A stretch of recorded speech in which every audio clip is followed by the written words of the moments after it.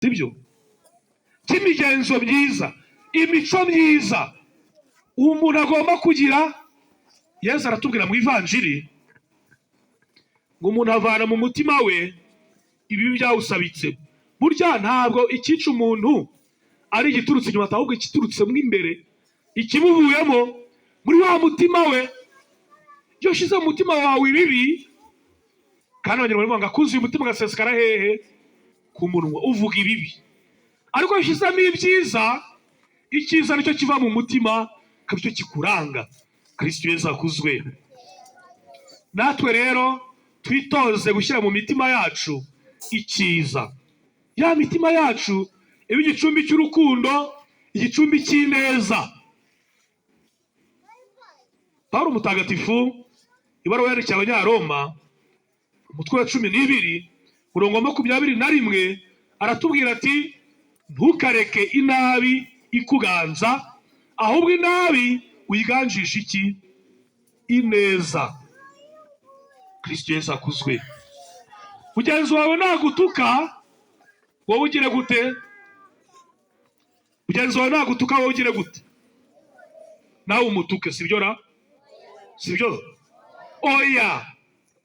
Nagutuka wowe mwifuriza iki? Umugisha. Sibyo se? Nagukubita we kumusubiza nawe umukubite, gusa aricyo waba umurushije. Ahubwo nagukubita ugire gute? Umubabarire. Sibyo se? Mujya mubikora? Yego. Cyangwa mugenzi wawe yagukandagiye muri nko kwinjira mu ishuri, nawe utata kandi menyere ko mubigenza. Siko mubigenza ra? Ntago abagukandagiye bishaka, sibyo? Kandi nanabikora bishaka, wowe umubabarire. Sibyo se? Nicyo Dawudi atwigisha, kwimika muri twebwe wa mutima mwiza, cya cyiza. Uyu mwaka mu burezi Kiliziya Gatolika mu Rwanda yaduhaye insanganyamatsiko nziza: ndera neza, nkure neza, nkore neza. Tubisubiremo: ndera neza, nkure neza, nkore neza. Kristo Yesu akuzwe. Ndera neza, nkure neza, nkore neza. Iyo umwana yarezwe neza akura neza kandi agakora neza. Uburere rero Abanyarwanda barabivuze ngo buruta iki? Buruta ubuvuke. Umwana yavutse barishima kandi ni byiza, ariko iyo arezwe neza, Kristo Yesu akuzwe, iyo warezwe neza unakura neza ugakora neza. Iyo twaje hano ku ishuri rero tuba twaje kugira ngo abarezi bacu bagire gute? Baturere. Sibyo se? Twemere kurerwa, twemere gutozwa ikiri cyiza. Icyo gihe natwe tuzakura dukora neza, tuzakura turi abana beza. Dusabe rero kugira ngo Nyagasani aduhe kwimika mu mitima yacu icyiza, icyiza, noneho hasohoke nanone icyiza, aba aricyo dukora. Mu ivanjiri twumvise Yesu atora intumwa 10 12. Harya ngo ninde nande? Intumwa za Yesu 12 tubatubwiye amazina yazo ra. Uwa mbere yitwaga nde? Dawidi. Sibyo ra? Mu ntumwa 12 za Yesu batubwiyemo Dawidi. Nibyo ra? Oya, ntabwo ari byo. Dawidi ari mu ntumwa 12 za Yesu. Batubwiye nde nande? Yakobo, Petero,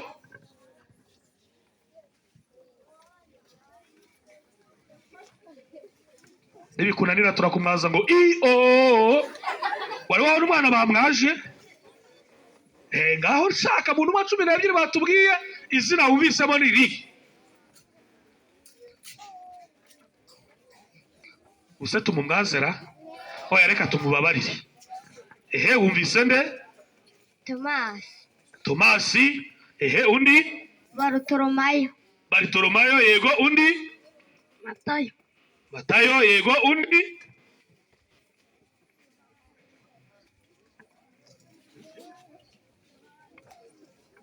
Kristo Yesu akuzwe. Intumwa 12 gusa zose aho twazivuze ra?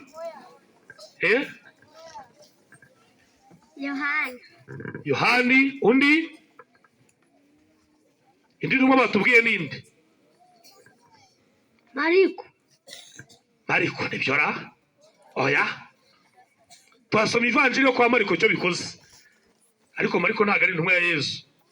Undi batubwiye ninde? Oya, iri kuva Samuel we ntago ari byo. Indi ntumwa batubwiye yitwa nde? Harya undi wagambaniye Yesu ngo yitwaga nde? Gusa nawe twamuyobewe. Yuda Isikariyote.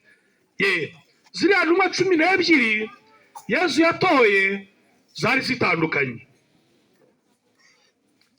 Matayo yari iki? Yari umusoresha. Ahandi bamwita Levi. Petero na murumuna we Andreya bakoraga iki? Bari abarobyi. Yohani na murumuna we Yakobo bakoraga iki? Abarobyi. Bari abarobyi. Ntabikoze se. Twumvise abantu bita Simoni umunyeshyaka. We yari indwanyi. Kristo Yesu akuzwe. Ariko abo bose Yesu yarabatoye abashyira mu itsinda rimwe. Kristo Yesu akuzwe. Muri kubona izi ndabo bateguye hano, hari zisa n'umweru, hari zisa n'umutuku, harimo utubabi tw'icyatsi. Burya indabo kugira ngo zibe nziza, umuteguro bari mwiza cyane iyo wafashe amabara agize gute atandukanye. Kristo Yesu akuzwe. Natwe burya dufite ibintu byinshi dutandukaniyeho. Mwari mubizi ko dutandukanye? Hari umwe wenda uzi kuririmba, Imana yamuhaye impano yo kuririmba. Undi Imana imuha impano yo gushushanya. Undi Imana imuha impano imeze gutya. Impano zinyuranye Imana igira gute iduha. Zikamera rero hasandabo wa wundi utegura ashyira hamwe z'amabara menshi, ariko zigakora umuteguro mwiza. Burya ibyo dutandukaniyeho ntabwo bigomba gutuma dushwana. Kristo Yesu akuzwe. Ahubwo bigomba gutuma tugira gute twuzuzanya. Si byo se? Hari icyo uzi mugenzi wawe atagize gute atazi. Cya kintu uzi mugenzi wawe atazi ukakimwigisha. Si byo se? Nawe hari icyo azi wowe utagize gute utazi. Tukaba rero magirirane. Turi mu cyumweru cyo gusabira ubumwe bw'abakristo. Yesu yatoye intumwa zinyuranye azishyira hamwe ngo kugira ngo zibane nawe. Kristo Yesu akuzwe. Iyo wemeye kubana na Yesu n'ubuzima bwawe burahinduka.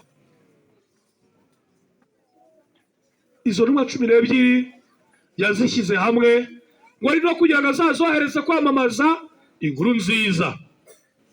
Ariko kandi cya gatatu ngaziha n'ububasha. Yesu urudushoboza muri bwa butumwa duha.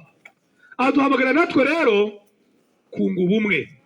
Aduhamagara natwe kuzuzanya, gufashanya. Muzi ko Yesu nazohereza no mu butumwa ngazahobohereza ari bangahe? 2. Kristo Yesu akuzwe.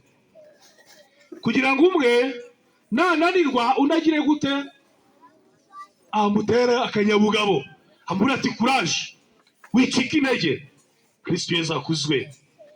Natwe rero iki gihembwe cya kabiri twatangiye tuzagira akanya kihariye ko kubana nande na Yesu, kugira ngo nyine duhe imbaraga zo kurangiza neza za nshingano zacu.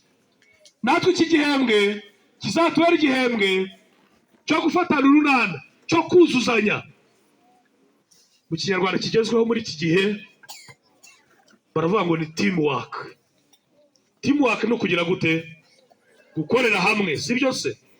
Gukorera hamwe tugatahiriza umugozi umwe, nidukorera hamwe tukuzuzanya muri byose. Ndababwiza ukuri, cya cyifuzo turi gusaba Imana ngizaho abanyeshuri bacu bo muri P6 abo muri Sinafri kuzatsinda, Imana izacyumva, sibyo se? Dushyire imbaraga zacu hamwe rero, twuzuzanye, dufashanye, byose bizagenda neza, sibyo? Mugenzi wacu niba hari icyo adafite, tugire gute? Tumufashe. Niba hari icyo adasobanukiwe, dufashanye, twuzuzanye nk'intumwa za Yesu. Ingoma y'Imana rero, ya ngoma y'urukundo, ya ngoma y'amahoro izarushaho kogera hose. Ngicyo rero icyo nanjye mbifuriza muri iki gihembwe gishya. Nyagasani Yesu nabane namwe. Dufite rero n'amasengesho twifuza gutura Imana. Mucyo duhaguruke, Imana tuyitura amasengesho yacu, tuyisabe ibyo twifuza ko yadukorera. Bavandimwe nkunda cyane, duteraniye hamwe twibuka ineza Nyagasani atugirira, none rero tumwinginge ubwo atubwiriza amasengesho ashobora kumunyura.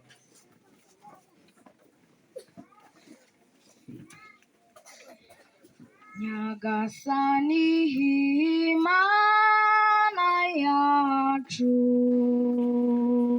soko y'imbabazi, ni wowe twiringiye twumve.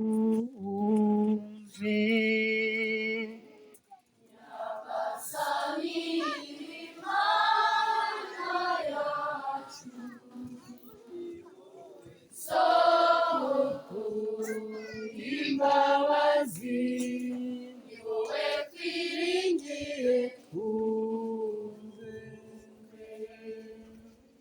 Dusabire kiliziya zo mu Rwanda zose, Nyagasani azongerera ukwemera, bityo bahore baguhimbaza iminsi yose.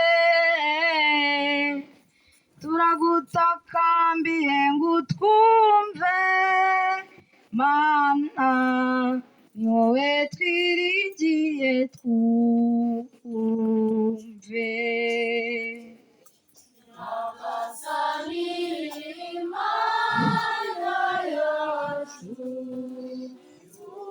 soko y'imbabazi, ni wowe twiringiye twumve. Dusabira abayobozi ba Kiliziya Gatolika ku isi hose, Nyagasani abahe kuyobora imbaga ye neza, bityo bakorera ijuru batitaye ku by'isi. Turagutakambiye ngo utwumve, Mana, ni wowe twiringiye twumve. Nyagasani Imana yacu, soko y'imbabazi, ni wowe twiringiye twumve. Dusabire ikigo cyacu cya Karisi, Nyagasani atwongerera umuhate wo kwiga, bityo twige twiyambaza Roho Mutagatifu adufashe. Turagutakambiye ngo utwumve, Mana, ni wowe twiringiye twumve. Nyagasani Imana yacu, soko y'imbabazi, ni wowe twiringiye twumve. Dusabira abihayimana bose, Nyagasani abahe gukomera ku isezerano ryabo, bityo bihatire gufasha abandi bakorera Imana. Turagutakambiye ngo utwumve Mana, ni wowe twiringiye twumve. Nyagasani Imana yacu, ni wowe soko y'imbabazi, ni wowe twiringiye twumve. Dusabira abana batagira kirengera, Nyagasani abahe kwihanganira ibigeragezo byabo, babicemo gitwari kandi bakuze Imana Data umubyeyi wacu. Turagutakambiye ngo utwumve Mana, ni wowe twiringiye twumve.